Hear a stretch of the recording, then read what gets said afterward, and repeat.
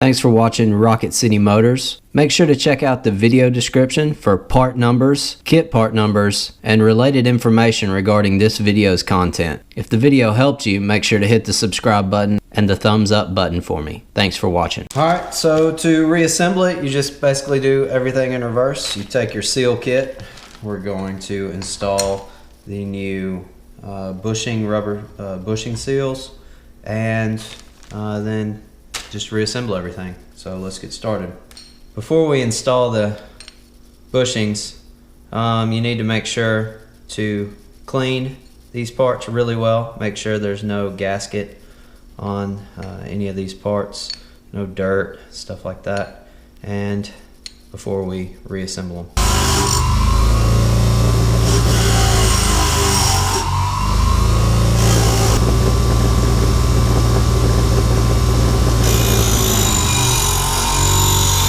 Alright, on the bushing seals, they are different sizes, so you're going to want to make sure you have the right one. So this one, the smaller one, goes in this piece here, and the larger one, it looks like, goes in here. This part's a little bit, you got to be a little bit careful. You got to make sure that it's seated parallel to this surface here, i.e. it's not at an angle. Even a small one like that, you want to take your time before you press it in. Once you have it where you think it needs to be, this is a 5/8 inch deep well socket, and start tapping it into place. If you notice one side is moving up relative to the other, you can kind of focus the impact on that side. You just want to make sure it goes in flush and straight.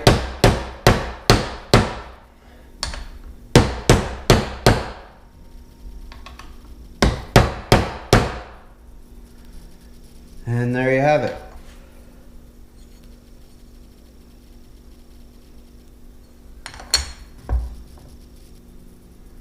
The next piece is the same. You want to make sure you get it in there flush as much as you can. This is 11/16.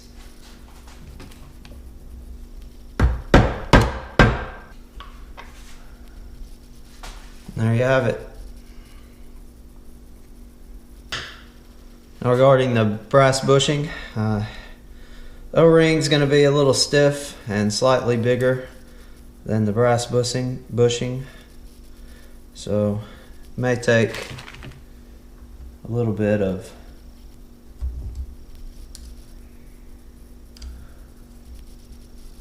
pushing and prodding. That's pretty much all you got to do. Make sure you replace the O-ring here.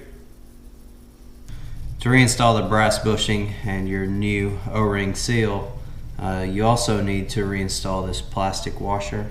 So you slide down the plastic washer first, and then you set in your brass bushing. You can probably start it with your finger, make sure it's flush and level, and that looks pretty good. And this is a number 6 socket.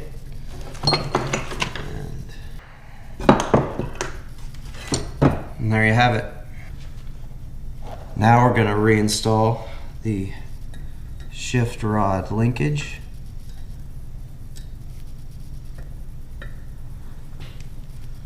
Maybe a little tight with the new O-ring, so you may have to get a hammer. This rubber mallet works best because you don't damage much of stuff to get it started. Before we reinstall the gears, we need to reinstall this bracket that we took out from earlier. Next, we're going to reinstall the lower plate for the water pump impeller. To install the bottom plate, you're going to need to install this gasket as well. The gasket goes like this, where the hole is over this orifice, and likewise on this side it's over the hole here, which this is the top side. So what I like to do is take a little 3M Scotch Weld marine rubber gasket adhesive and put it on both sides so that this gasket gets a good seal, and this is all watertight.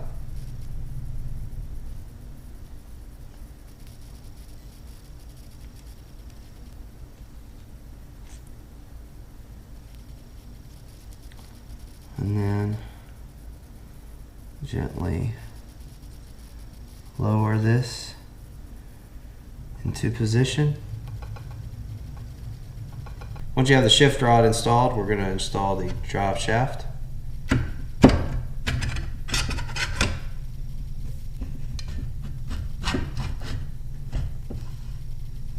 And here is the hole where the impeller tab engages, so make sure you don't push it down too far and cover that up.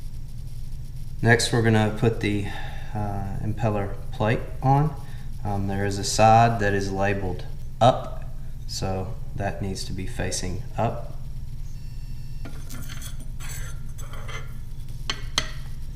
And there's a little cutout, and this cutout usually faces, or it always faces, the shift rod linkage. So once you have that there, next we're going to reinstall our gasket. This one's still in good condition. This gasket does not come with the lower unit seal kit.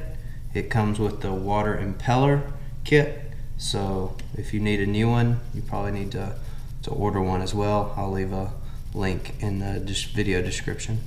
Next, we're going to install the impeller and the impeller housing, but first we need to install the impeller cog. What I like to do is go ahead and orient it forward facing, and then also align the tab on the impeller to be in the forward direction. And so when we bring it down, we can line it up pretty easily. Next, we're going to reinstall the 4 bolts. This takes a 5/16 wrench. I would get them snug first and then tighten them down in a star pattern or a cross pattern, in this case with only 4. Now we're going to reinstall the lower unit gears. You might want to put a little oil on the bottom end of the drive shaft. Go ahead and slide your cog down. At this point, I like to put a little bit of gasket sealant here. Alright, now you're ready to slide in your gears. This tab here is going to face downward. You may have to pull up on your shift rod.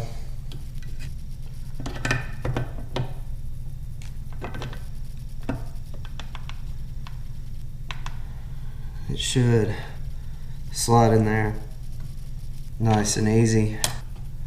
Go ahead and reinstall clutch dog now. Now you're ready to reinstall the 2 halves. The seal kit comes with this rubber gasket. I personally like to use a little bit thicker gasket, and there's a link to this gasket in the video description. It's a little bit thicker than what comes standard. I don't know if it shows up well, but I like it. Seems to get better seal the first time. And this gasket is going to ride in this groove here. So what I like to do first is determine the size by going all the way around.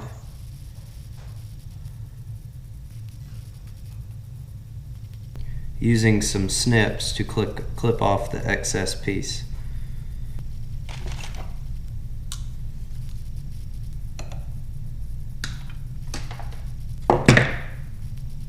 And you want to leave just a little bit over the edge there. I mean just a little bit, not much, or you won't create a good seal. You'll actually do more harm than good. But you want to leave just a little bit of excess over that edge there. Once you have your piece cut to fit, you can go ahead and apply some marine sealant to both sides of the halves here and over here. Be careful not to get any of this in the threads. It's somewhat tricky, but you just have to go slow and be careful.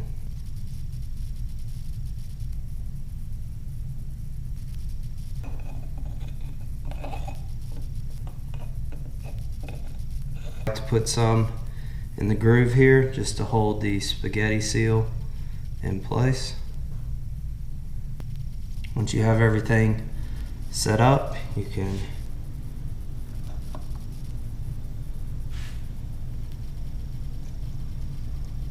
slide everything on, push down firmly to get a good seal, reinstall the bolts.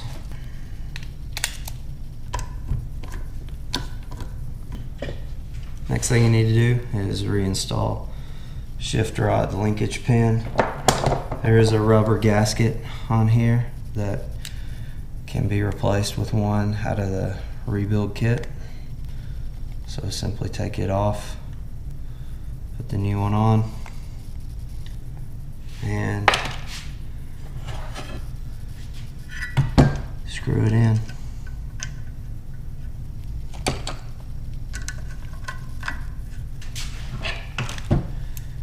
You can make sure the shifter works. Make sure the gears spin freely and looks good. Now we're just gonna let it sit overnight, wait for it to dry, and fill it up with lower unit oil, and should be good to go. A couple of pieces that come in the seal kit are also replacement plastic washers for the fill and drain fasteners, so you can go ahead and replace them. Thanks for watching. Don't forget to hit the like button and the subscribe button if this video helped you out. Thanks.